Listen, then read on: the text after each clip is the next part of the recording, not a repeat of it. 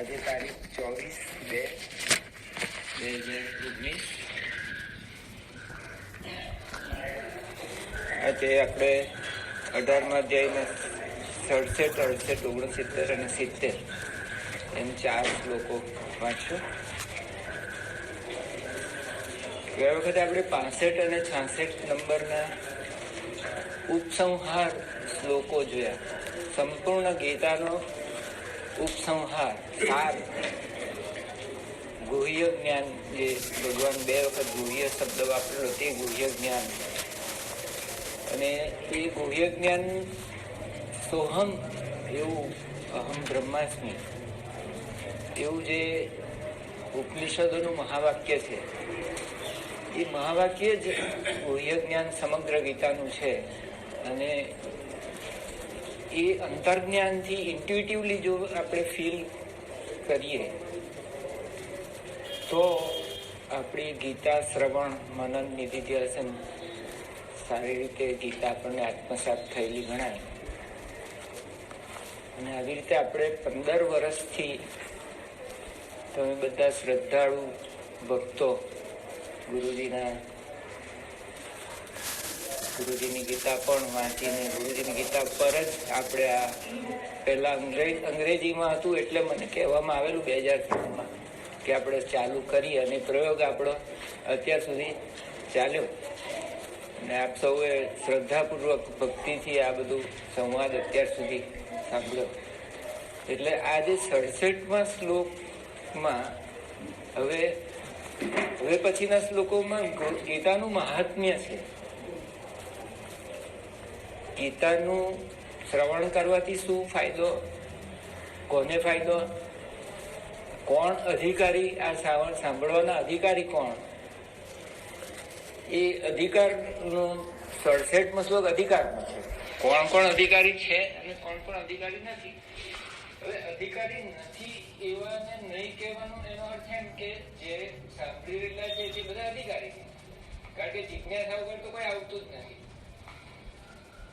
મારા દીકરાને ત્યાં અમેરિકામાં 2008થી હું આપણી ગીતાજી જોઉં છું અંગ્રેજી, પણ એણે ત્યાં આખી વાંચી હશે કે ક્યાંક આપણે જે રીતે, એ શંકાનો વિષય છે. એટલે પુસ્તક આપણા ઘરમાં આવીને પડે તો બી કઈ વંચાઈ જ જવાનું છે એવું તો કઈ હોતું જ નથી, ઘણાના ઘરોમાં હોય. એટલે આ વિષયને ગુહ્ય કોઈને કહેવો નહીં, એ મતલબનો આ શ્લોક હોવા છતાં હું એ કહેવા માંગુ છું કે એવું નથી ભગવાનનું કહેવાનું. ભગવાનનું કહેવાનું ખરેખર એ છે કે રસપૂર્વક, જિજ્ઞાસાપૂર્વક ધબધબતી આગ જેના હૃદયમાં હોય, જેવી જિજ્ઞાસા હોય, એ બધા જ આ સાંભળવાને માટે લાયક છે.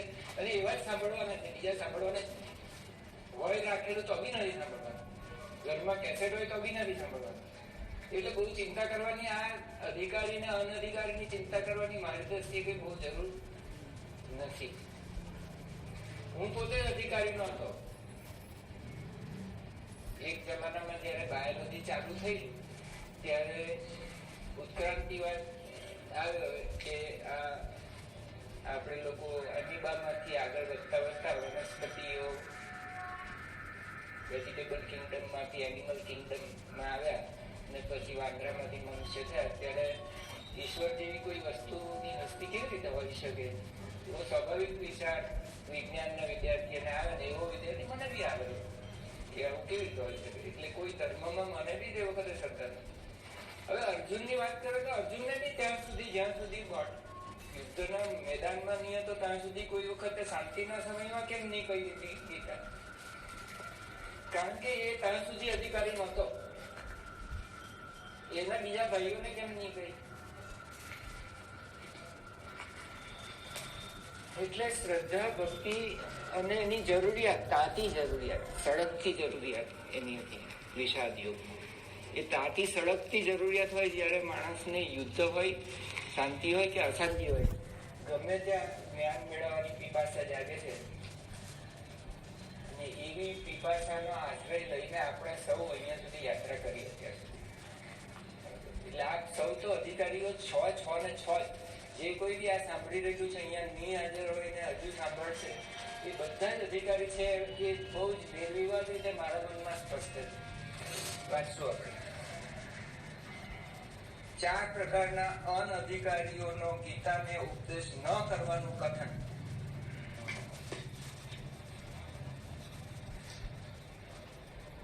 એનું પહેલા હું ધીરે ધીરે વાંચી જઈશ એટલે શબ્દો છૂટા પડશે. ઇદમ તે ન અતપસ્કાય ના તપસ્કાય ન અભક્તાય ના ભક્તાય કદાચન ન ચ અશુશ્રુષવે ન ચા શુશ્રુષવે વાચ્યમ ન ચ મામ યો અભ્યસૂયતિ. બરાબર. હવે આને આપણે વાંચશું. ઇદમ તે ના તપસ્કાય ના ભક્તાય કદાચન ન ચા શુશ્રુષવે વાચ્યમ ન ચ મામ યોભ્યસૂયતિ. નીચે શબ્દો છે. તે તારે ઇદમ આ ગીતારૂપ રહસ્યમય ઉપદેશ કદાચન કોઈ પણ સાથે ન અતપસ્કાય તપરહિત માણસને કેવો, ન તો ભક્તિ રહિતને અને ન તો સાંભળવા ન ઈચ્છતા માણસને. અશુશ્રુષવે એટલે શ્રવણ શબ્દ ઉપર સાંભળવા છે અને શુશ્રુષવે એટલે સાંભળવા નથી માંગતો તેવો. અને શુશ્રુષા એટલે સેવા પણ થાય અને સાંભળવાની ઈચ્છા વાળો બી થાય. હવે જે સાંભળવા નહીં કરતો હોય એ કેવી રીતે સેવા બી કરી શકે?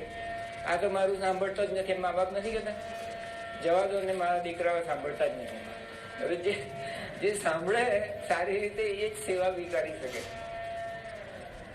અક્ષરે પડતો મોઢામાંથી નીકળતો અક્ષર ભગવાનનો ગુરુનો સાંભળો એવા તૈયાર હોય એ જ ગુરુની સાચી સેવા પણ કરી શકે.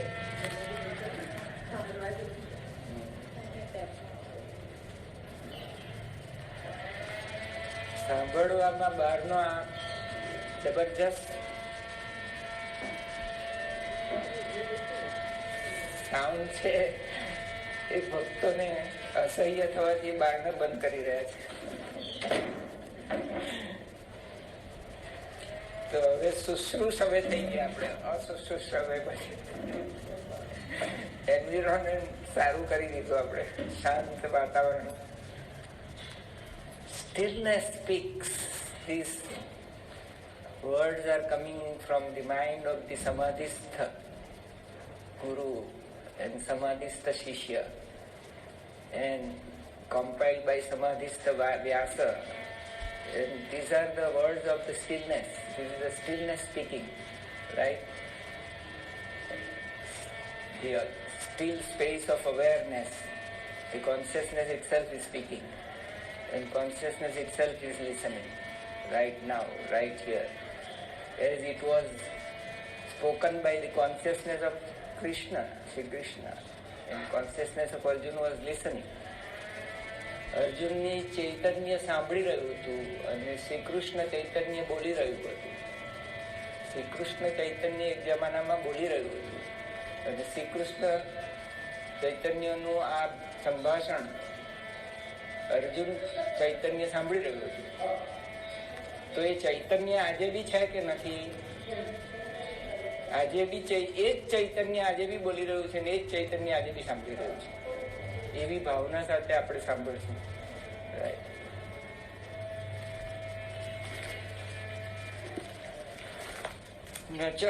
અશુશ્રુષવે સાંભળવા ન ઈચ્છતા માણસને તો કહી શકાય? ધારો કે કોઈ સાંભળવા નહીં ઈચ્છતો હોય આ ગીતા, તો તેને કેવી રીતે આ કહી શકાય? સવાલ જ ઉત્પન્ન નથી થતો. જો આ ચિન્મયાનંદજીએ ગીતા જ્ઞાન યજ્ઞ, સ્વાધ્યાય જ્ઞાન યજ્ઞ ચાલુ કરેલું તે વખતે લેક્ચર સાંભળવા વર્ષો સુધી લોકો આવતા એમને. હજુ બી જેટલા બી સ્વામીજીઓ છે તે ગીતા પર પ્રવચનો આપે છે, એટલે જેટલા બી સાંભળવા જાય છે એ સાંભળવાની ઈચ્છા વાળા જ હશે કે બીજા કોઈ જવાના છે એમાં. એટલે એવો કોઈ ભય રાખવાની જરૂર નથી કે આ નહીં સાંભળવાનું ને મેં કહી દીધું ને હવે પાપ લાગશે મને. રાઈટ. તથા યહ જે મારામાં દોષ દ્રષ્ટિ અભ્યસૂયતી, અસૂયા એટલે દોષ દ્રષ્ટિ, નિંદા કરે જે કે આમ છે તેમ છે ને એને સાંભળવાની શું જરૂર છે, એ બધા નિંદકો હોય. તસ્મૈ એને તો કદીય ન કહેવું. તો કેટલીક વખત એવું બી જોવા મળે કે આજે દોષ દ્રષ્ટિ રાખતો હોય પણ 5 વર્ષ પછી એનામાં દોષ દ્રષ્ટિ નહીં હોય. એટલે એક જમાનામાં અર્જુનને આ બધું સાંભળવાની ઈચ્છા નહોતી, પણ એક વખત એવો આવ્યો કે એની ઈચ્છા થઈ ગઈ. એટલે જે અનધિકારી હતો તે અધિકારીમાં પરિવર્તન પામી શકે કે નહીં પામી શકે. સુરેશભાઈ એક જમાનામાં બાયોલોજીની ભણવાની શરૂઆત કરી ત્યારે આમાં સાંભળવાની રુચિ નહોતી અને હવે એ એના પર બોલી રહ્યા છે. એટલે એ પરિવર્તન આવી શકે કે નહીં આવી શકે. It's not a stamp or a mark કે આ કાયમને માટે નક્કામાં એને બાજુ કાઢીને કચરા પેટીમાં નાખો, એવું નથી. એવું કોઈ વર્ગીકરણ નથી. ચાલો આનું ગુજરાતી વાંચીએ. હે અર્જુન, આ રીતે તારે આ ગીતારૂપી રહસ્યમય ઉપદેશ કોઈ પણ કાળે ન તો તપ રહિત માણસને કહેવો, ન તો ભક્તિ રહિતને, ન તો સાંભળવા ન ઈચ્છતા માણસને કહેવો, તથા જે મારામાં દોષ દ્રષ્ટિ રાખે છે એને તો કદીએ ન કહેવો.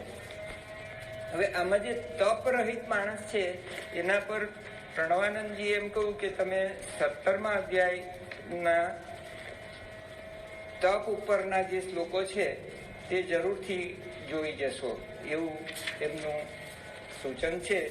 એ લખાણ તો 2 લીટીનું જ છે, પણ આપણે 2 લીટી પછી આગળ વધી જઈએ છીએ, એ 2 લીટી પરથી પાછળ જતા નથી. તો મારી નમ્ર વિનંતી છે કે એ તપના જે 3 પ્રકારો છે એ શ્રીધર સ્વામીએ બી કદાચ લાયરી મસાઈમાં આ કહેલું છે કે આ 3 તપના પ્રકારો આગળ ભગવાને શ્રદ્ધાત્રય વિભાગ 17મા અધ્યાયના 14, 15 અને 16મા શ્લોકમાં શારીરિક તપ, વાણીનું તપ અને માનસિક તપ એમ 396 ને 397 પાના પર જાઓ. પહોંચી ગયા? હવે આપણે સંસ્કૃતમાં જે છે તે જવા દઈએ અને ગુજરાતી સીધું વાંચીએ. 14મો. અને હે અર્જુન, દેવો, બ્રાહ્મણ, ગુરુજનો અને જ્ઞાનીજનોનું પૂજન, પવિત્રતા, સરળપણું, બ્રહ્મચર્ય અને અહિંસા આ શરીરનું તપ કહેવાય છે. આમાં સરળપણું એ બહુ અગત્યનું છે. જેવું મનમાં તેવું બહાર. અને એ અર્જુન શબ્દનો અર્થ જ આર્જવ એટલે સરળતા થાય. અર્જુન એટલા માટે લાયક છે, રાઈટ? એટલી બધી સરળતા હતી એ માણસ, કોઈ દંભ નહોતો. અને દેવ, બ્રાહ્મણ ને ગુરુજન, તો એને માટે તો એનો જે પરમ પ્રિય સખા હતો બાજુમાં બેઠેલો અર્જુન, એ જ એનો ગુરુ પણ હતો. અને એને માટે અત્યંત ભક્તિ હોવાથી એ સાંભળવા તૈયાર થયેલો, ખરું કે નહીં? એના માટે જે મહાન સંકટ આવી પડેલું હતું એની પાસે એ સંશય કાઢવા માંગતા હતા. તો એ શારીરિક તપ છે. પછીનું વાચિક તપ છે, જે ઉદ્વેગ ન જન્માવનારું પ્રિય, હિતકર તેમજ યથાર્થ વચન છે, તથા જે વેદશાસ્ત્રોના વાંચનનો અને પરમેશ્વરના નામ જપનો અભ્યાસ. એટલે બોલો, ઓમ જપ છે તમારો હંસો, એ જપ પણ ઈશ્વરના નામનો થાય. હંસ એ ભગવાનનું એક નામ પણ છે. તમને જાણીને નવાઈ લાગશે, વિષ્ણુ સહસ્રનામમાં પણ છે, સૂર્યના નામમાં પણ છે, આદિત્યમાં, શિવના નામમાં પણ હંસ નામ છે. અને ભાગવતમાં હંસ રૂપે ભગવાને પોતે બ્રહ્માજીને ઉપદેશ કરેલો તે હંસ ગીતા બી છે. એટલે હંસ હંસ બોલો છો તમે, એ એક સ્વયં એક પરમાત્માના નામનું રટણ છે. ઓમકાર બી પરમાત્માના નામનું રટણ છે, રાઈટ? તો એ પણ સ્વાધ્યાયની અંદર લઈ લીધેલા છે, વાણીના તપમાં લઈ લીધેલા છે. અને આ જે ગીતાજીનું વાંચન છે એ પોતે સ્વાધ્યાય છે. એટલે આ એક સ્વાધ્યાય જ્ઞાન યજ્ઞ છે. આપણે જે અત્યારે કરી રહેલા છીએ એમાંથી ગીતાજીના જે અનુષ્ટુપ છંદની અંદર જે સ્વરો નીકળ્યા, હમણાં આપણે જે બોલ્યા સાથે બધા જે ગાયું છે ગીતાના શ્લોકને, એના કંપન જે છે, વાઇબ્રેશન્સ, એ લહેરીમાં ગઈ. શરૂઆતમાં ગીતાની શરૂઆતમાં જ કહેલું છે કે કંપનો તમારા શરીરમાં જે ભાવ ઓરિજિનલ કરતા જે હતા વ્યાસજી અને શ્રી કૃષ્ણ ભગવાન, એ જ કંપનો, સ્ટીલનેસ પીક્સના કંપનો તમારી અંદર પેદા થાય છે. તમે એ સાંભળો છો અને તમારી અંદર ટ્રાન્સફોર્મેશન થાય છે. તમારી નર્વસ સિસ્ટમમાં ચેન્જ થાય સંસ્કૃતના એ શબ્દોના વાઇબ્રેશનથી. એ અસાધારણ શક્તિ ધરાવતા શબ્દો છે સ્વાધ્યાયના. બરોબર છે? તો એટલા માટે આ સ્વાધ્યાય એને માટે યુક્તેશ્વરજીએ એમ કહ્યું છે કે તપ સ્વાધ્યાય બ્રહ્મ નિધાનાની યજ્ઞ. આ એક યજ્ઞ છે, આ એક જ્ઞાન યજ્ઞ છે. તો આ તપ ને સ્વાધ્યાય, ત્યાં આગળ તપ અને સ્વાધ્યાય છૂટા છૂટા લીધેલા છે પાતંજલ મુનિએ. તપ સ્વાધ્યાય ઈશ્વર પ્રણિધાનાની ક્રિયાયોગ, એ ક્રિયાયોગના જ ભાગ છે. પણ ત્યાં તપ ને સ્વાધ્યાય બે જુદા લીધેલા છે. માત્રા સ્પર્શાદુ તિતિક્ષા તપ. અને સ્વાધ્યાય માટે લખે છે યુક્તેશ્વરજી, આત્મ વસ્તુ, પોતાના આત્મા વિશેનું, પોતાના આત્મ ચૈતન્ય વિશેનું શ્રવણ મનન નિધિધ્યાસનમ એવ સ્વાધ્યાય. સ્વનો અધ્યયન એ જ સ્વાધ્યાય. આપણે આમાં કોનું અધ્યયન કરી રહેલા છીએ? આપણા સ્વ એટલે આત્મ ચૈતન્યનું જ અધ્યયન કરી રહેલા છે. ગીતાજી એક દર્પણ છે કે જેમાં એ તમને તમારું બતાવી આપે, તમારું પોતાનું મોડું, તમારું સ્વરૂપ દર્શન કરાવી આપવા માટેનું આ સ્વાધ્યાય છે. એ એક સાધન છે. ગીતાજી એક દર્પણ છે કે જેમાં તમને તમારી આત્મસ્થિતિ દેખાય છે. એટલા માટે સ્વાધ્યાય એ એક યજ્ઞ છે, સ્વાધ્યાય એક તપ પણ છે. તમે અહીંયા આગળ 1.5 કલાક મારી સાથે બેસીને ઘરના કામો મૂકીને બેસો છો, 1.5 કલાક સતત, એ સતત 1.5 કલાક બેસી રહેવું એ તમે કરી જોજો, એમને કરી જોજો. ખુરશીમાં બેસી રહેવાથી 1.5 કલાક તમારાથી, એટલે તમે દર વખતે 15 વર્ષથી 1.5 કલાક તપ કરી રહેલા છો મારી જોડે. જે જો ઘરે એકલા જો બેસીને સાંભળો તો બોર થઈ જાવ તમે. બરોબર છે ને? અહીંયા જીવંતતા હોવાથી it has some different effect. Correct? તો જે ઉદ્વેગને જન્માવનારું પ્રિય હિતકર યથાર્થ સત્ય વચન છે, તથા જે વેદ શાસ્ત્રોના વાંચનનો, પરમેશ્વરના નામ જપનો અભ્યાસ છે, એ જ વાણીનું તપ કહેવાય છે. ત્યાર પછી 16મું માનસ તપ આવશે. મનની પ્રસન્નતા. પ્રસન્નતા આપણે પર બહુ લાંબુ ચલાવેલું. પ્રસન્નતા એટલે શું? વોટ ઇઝ પ્રસન્નતા? પ્રસન્નતા. પ્રસન્નતા. સત એટલે હોવું. હોવાની સભાનતા જયારે હોય ત્યારે હોવાની સભાનતાનો એક સ્વાભાવિક આનંદ પ્રગટે. અને એ જે હોવાની સભાનતાનો જે સ્વાભાવિક આનંદ છે એનું નામ પ્રસન્નતા. એ આત્મપ્રસાદ છે. પોતાના હોવાની સભાનતાનો આનંદ જે સ્વાભાવિક આનંદ છે. હોવું એટલે સત. હોવું એટલે શું? સત, ટ્રુથ, સત, આપણું પોતાનું સત્ય જે હતું, છે ને રહેશે તેવું. ચિત્ત એટલે ચૈતન્ય, સભાનતા, અવેરનેસ. અને the consciousness of being. The consciousness of being results in a joy. So joy is consciousness of being. Joy of consciousness of being. Joy of awareness of our own being. આપણા પોતાના હોવાની સભાનતાનો આનંદ એટલે સચ્ચિદાનંદ.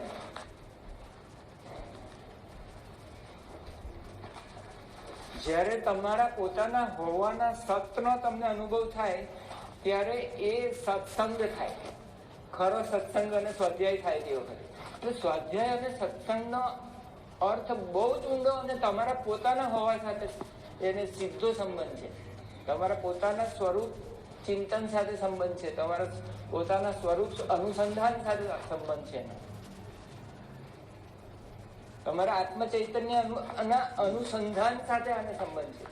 ઇન્ટ્યુઇટિવ તમારા અંતર્જ્ઞાન, તમે કોઈ પણ અંદર એકલા બેઠેલા હોય,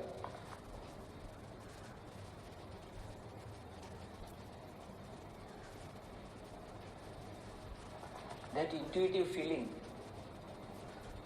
એનું અનુસંધાન કરવાનું છે. સ્વસ્વરૂપ અનુસંધાનમ એવ ભક્તિ, એવું શંકરાચાર્ય મહારાજનું કથન વિવેક ચૂડામણીમાં છે. આવું જે આપણા પોતાના હોવાની સતની શાંતિ અને આનંદ અને પ્રસન્નતાનો અનુભવ, પ્રસન્નતા શબ્દની પાછળ નીકળેલા છીએ આપણે, તો એમાંથી આપણી સ્વાભાવિક પ્રસન્નતા પ્રગટે છે. ઉપજાવી કાઢેલી પ્રસન્નતા નહીં, કોઈને બતાવવા મોઢા પર સ્વીટ લાવવામાં આવે તેવું નહીં. સ્વાભાવિક પ્રસન્નતા, આત્માની પ્રસન્નતા, આત્મપ્રસાદ.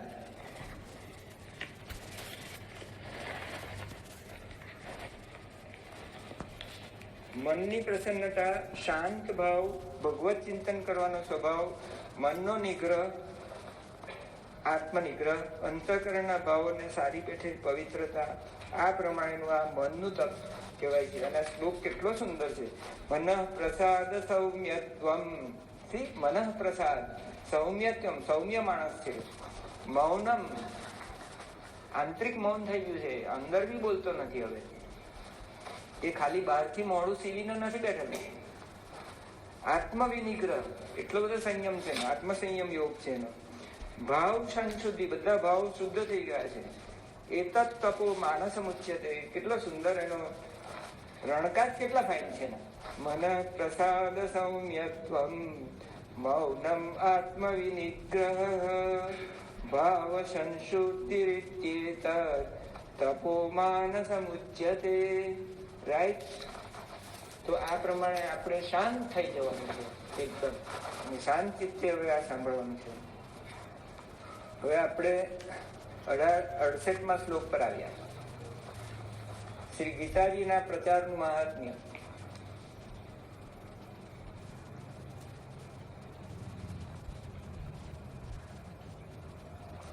ય ઇમમ પરમમ ગુહ્યમ, સિક્રેટ, મદ્ભક્તેષુ અભિધાસ્યતિ ભક્તિમયી પરામ કૃત્વા મામ ઐષ્યતિ અસંશય, મામ એવ ઐષ્યતિ ઇતિ અસંશય. બરાબર છે? આવેશ્યતિ, મારી અંદર જ આવી જાય છે, મારી અંદર સમાઈ જાય છે. મામ એટલે મારી અંદર, આવેશ્યતિ અંદર સમાઈ જાય છે મારી અંદર, અસંશય, કોઈ સંશય નથી આ બાબતમાં. Is it truth? Truth, I M speaking truth and nothing but the truth. ભગવાન જાતે પોતે એમ કહે છે કે ગીતા પર હાથ મૂકીને હું કહું છું કે આજે હું કહું છું તે સત્ય જ છે, સત્યવચક જ છે, એમાં કોઈ શંકાને સ્થાન નથી. Nothing but the truth.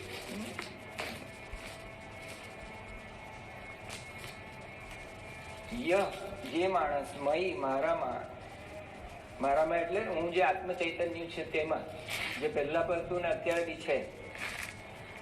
પરમ ભક્તિ. પરાભક્તિ એટલે શું? જ્ઞાનીની ભક્તિ. જો આપણે 7મા અધ્યાયમાં 4 ભક્તિ જોઈ ગયેલા. આર્ત, અર્થાર્થી, જિજ્ઞાસુ અને જ્ઞાની. એમાં જ્ઞાની મારો આત્મા જ છે. એટલે જ્ઞાનીની જે ભક્તિ છે તે પરાભક્તિ છે. ગુરુજી જે ભક્તિ કરે છે તે પરાભક્તિ છે. બરાબર છે? આપણી કદાચ જિજ્ઞાસુ સુધીની પહોંચેલી ભક્તિ, તો ગુરુજીની ભક્તિ જ્ઞાનીની ભક્તિ, એટલે ભક્ત પણ છે અને જ્ઞાની પણ છે. પોતે અહમ બ્રહ્માસ્મિ નો સાક્ષાત્કાર કરી ચૂકેલા છે. એવા જ્ઞાનીની વાણી આપણે વાંચી. બરાબર છે?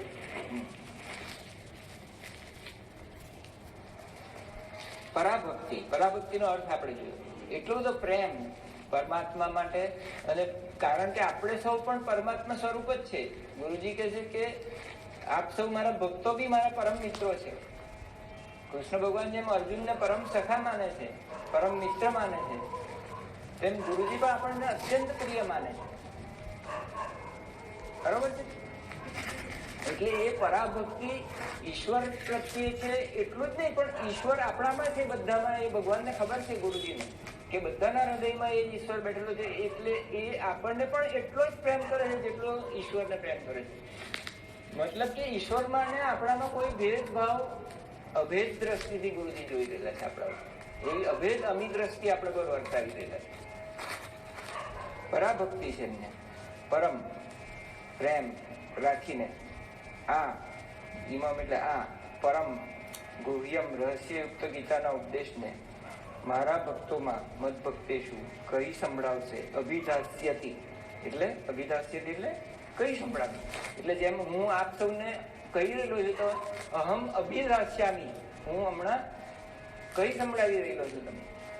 તો જે કોઈ પણ આવી રીતે કઈ સંભળાવશે, બરાબર છે, સ એ મને જ પામશે, એમાં જરા પણ સંશય નથી. આવું જે કોઈ પણ માણસ પોતે બીજાને કઈ સંભળાવશે એ મને જ મળશે, એમાં કોઈ સંશય નથી. મારું પાકું થઈ ગયું, એડવાન્સ બુકિંગ.